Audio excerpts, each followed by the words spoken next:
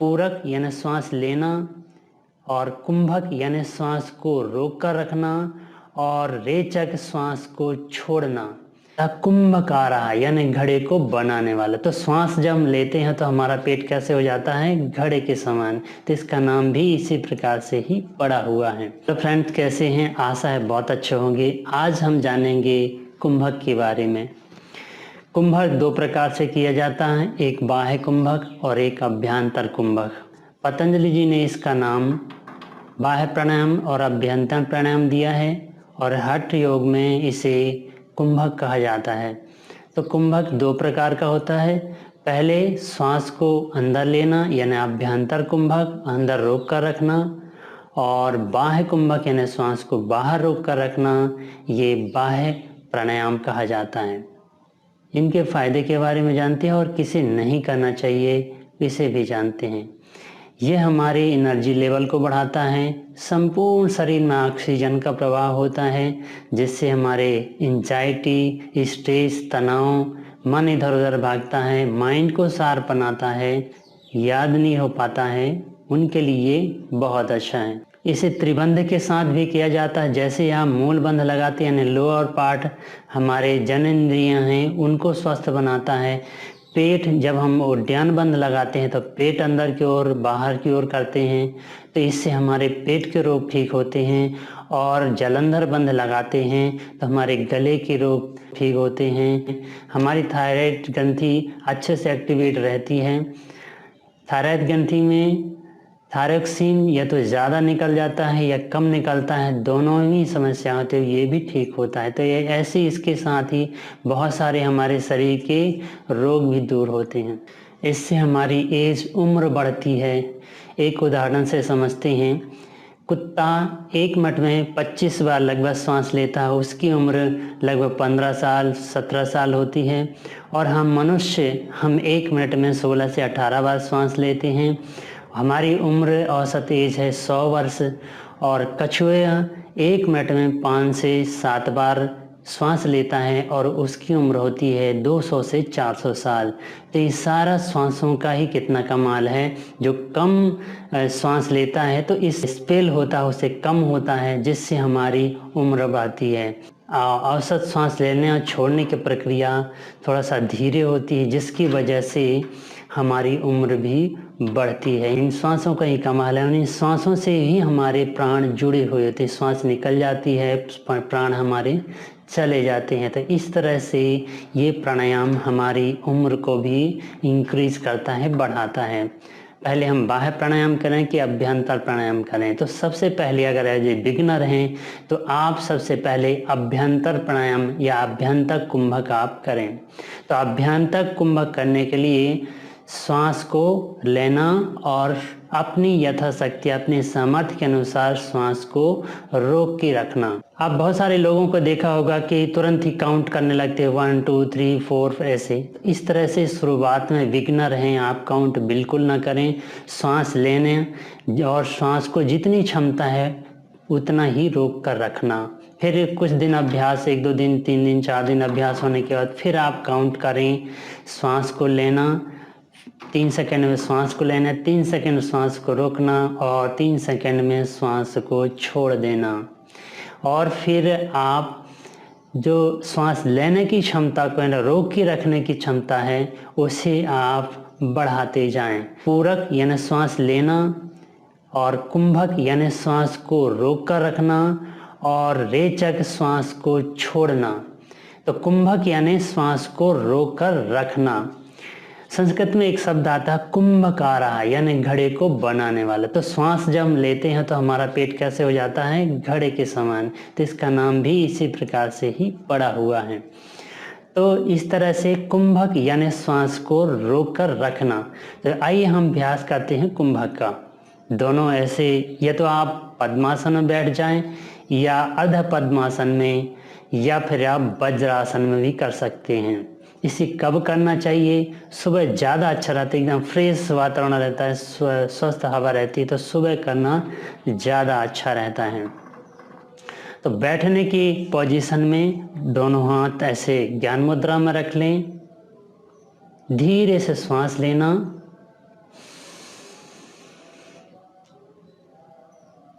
श्वास रोकना अपनी कैपेसिटी क्षमता के अनुसार,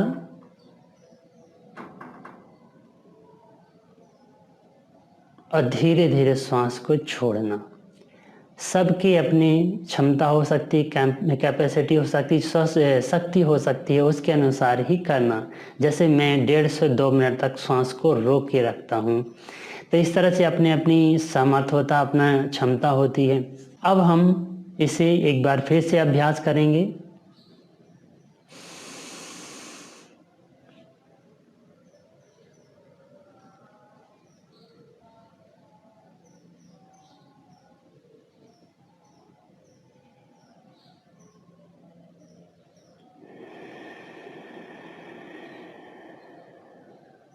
मैं 1.5 से 2 मिनट अभी नहीं बता रहा हूँ, क्योंकि इसमें ज़्यादा समय व्यस्त होगा।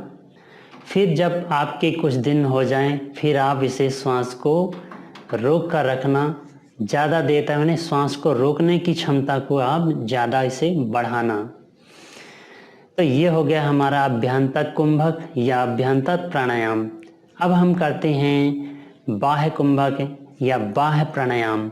बाह्य प्राणायाम त्रिबंध के साथ भी किया जाता है और बिना त्रिबंध के भी किया जाता है। सबसे अच्छा त्रिबंध के साथ, पर आप यदि बिगिनर हैं, आप पहली बार कर रहे हैं, तो कृपया करके पहले एक एक बंध का अभ्यास कर लें, इसके बाद ही तीनों बंध लगाएं। तो पहला है मूल बंध, यानी लोअर पार्ट हमारा जनक इंद्रिय पार्ट, एनस का पार्ट है। मूल बंध कहा जाता है, वहाँ के उस भाग को हम ऊपर की ओर खींचते हैं, श्वास को बाहर छोड़ करके ऊपर की ओर खींच के रखते हैं। जैसे हम श्वास लेते हैं उसे भी हम छोड़ देते हैं, तो हमारा मूल बंध हो गया। उद्यान बंध, श्वास जब हम बाहर छोड़ते हैं, श्वास को बाहर रोक के रखते हैं, पेट को अंदर की ओर करके रखते हैं, यह हमारा हो गया उद्यान बंध। और तीसरा है जालंधर बंध, श्वास छोड़ करके चिन्ह को लॉक करके रखते हैं, श्वास को बाहर रखते हैं, चिन्ह को लॉक करके रखते हैं, ये हमारा हो गया जालंधर बंध। तो तीनों बंध एक साथ करें जब आपका एक एक बंध अभ्यास हो जाए। चलिए सबसे पहले हम करते हैं मूल बंध। मूल बंध में इसी प्रकार से ही ज्ञान मुद्रा में दोनों हाथ रख लें और श्वास लेकर एक बार और श्वास को छोड़ दें। लोअर पार्ट को, एनस पार्ट को ऊपर की ओर खींचें।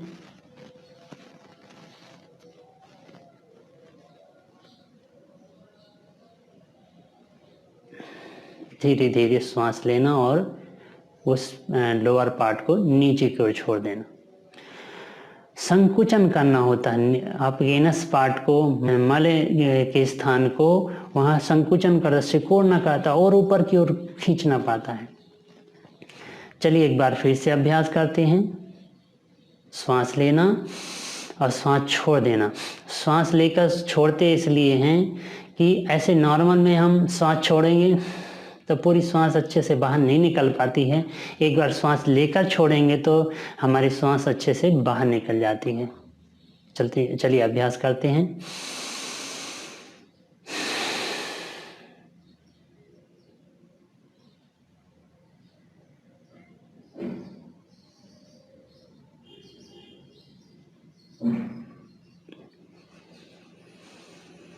श्वास लिया और संकुचन छोड़ दिया। अब हम अभ्यास करते हैं उद्यान बंध का।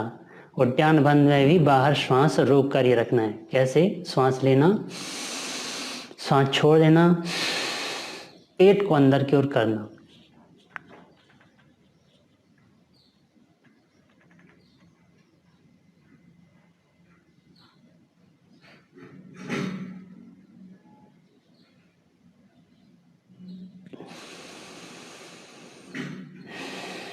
यह हमारा अभ्यास है उद्यान बंध। अब हम करते हैं जालंधर बंध। जालंधर बंध में श्वास लेकर श्वास छोड़ देना और चिन लॉक करना।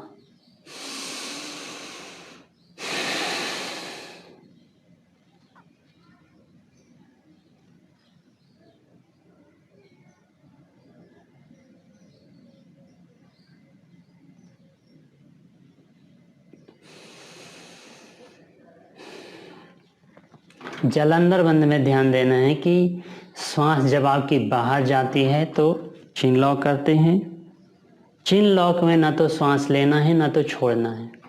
आइए हम अभ्यास करते हैं तीनों बंद एक साथ। श्वास लीजिए, श्वास छोड़िए, मूल बंद, उद्यान बंद, जलंधर बंद,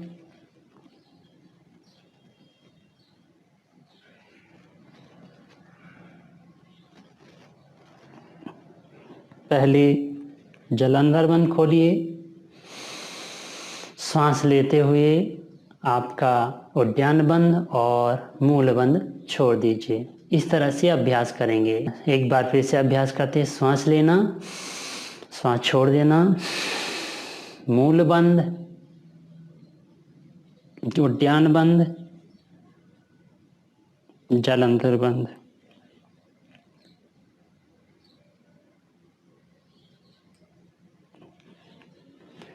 जलंधर बंद खोलना, श्वास लेना, उद्यान बंद और मूल बंद खोल देना। इस तरह से आप अभ्यास करेंगे तो बहुत सारे बेनिफिट्स मिलेंगे। किसे नहीं करना चाहिए, जिन्हें हाई बीपी है, ब्लड प्रेशर है, हाई ब्लड प्रेशर है, उसे नहीं करना चाहिए। जिनकी पेट की अभी अभी सर्जरी हुई है, 6 महीने के बाद कर सकते हैं, पेट की सर्जरी हुई है, वो इसे ना करें। गर्भवती महिलाएं इसे ना करें। जब मेंसेस का समय हो उस समय भी ना करें। जैसे दमा रोग है, जल्दी सांस उखड़ जाती है, वो भी इसे ना करें।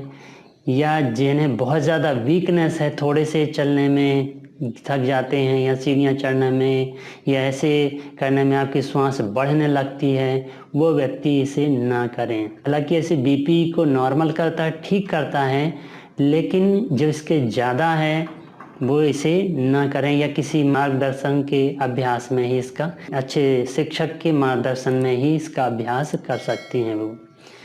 आशा है ये जानकारी आपको अच्छी लगी होगी। आप सबको नमस्ते।